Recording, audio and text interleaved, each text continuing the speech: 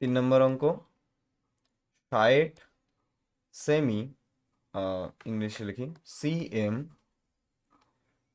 এবংটাকে বানাই দিলাম two is two, আর হচ্ছে 0.6 মিটার। অবশ্যই কোনটা বড় মাপ, মানে সেন্টিমিটার কতটুকুন হয়, এতটুকুন হবে 1 সেন্টিমিটার। আর 1 মিটার অনেক লম্বা হয়, তাই না? রিয়েল লাইফে বড়ই হয় মিটার। তো এই মিটারটাকে আমাকে সেন্টিমিটার বানাতে হবে, আর মিটার থেকে সেন্টিমিটারে যেতে হলে 100 দিয়ে গুণ করতে হয়। তো আমি তাই করব। আমি 60 সেন্টিমিটারটাকে নিচে লিখে দিচ্ছি, ইজ টু এই 0.6কে লিখলাম, আর এর সাথে গুণ করে দিলাম 100। এতে আমার এটা সেন্টিমিটার হয়ে গেল, আগে মিটার ছিল এখন সেন্টিমিটার হয়ে গেল 100 গুণ করার জন্য। আচ্ছা, এবার এই পয়েন্টটাকে উঠাই দিই। যদি পয়েন্ট উঠাই দিই তাহলে হচ্ছে নিচে 10 পাবো, পয়েন্টের জন্য 1, আর একজন পিছনে আছে তাই একটা শূন্য।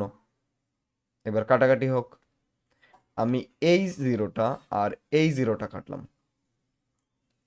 উপরে নিচে কাটাকাটি হলো। এবার এই জিরোটার সাথে, 1 মিনিট আমি রংটা আরেকবার পাল্টাই নিই।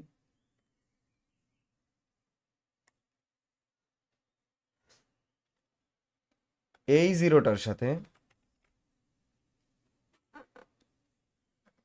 এই জিরোটার সাথে এই জিরোটাকে কাটে দিলাম, কারণ অনুপাতে উপরে উপরে কাটাকাটি যায়। তো এখন এই দুইজনই, এইটা আর এইটা, দুইজন উপরে আছে, নিচে কেউ নাই, তো এদের মধ্যে কাটাকাটি যায়।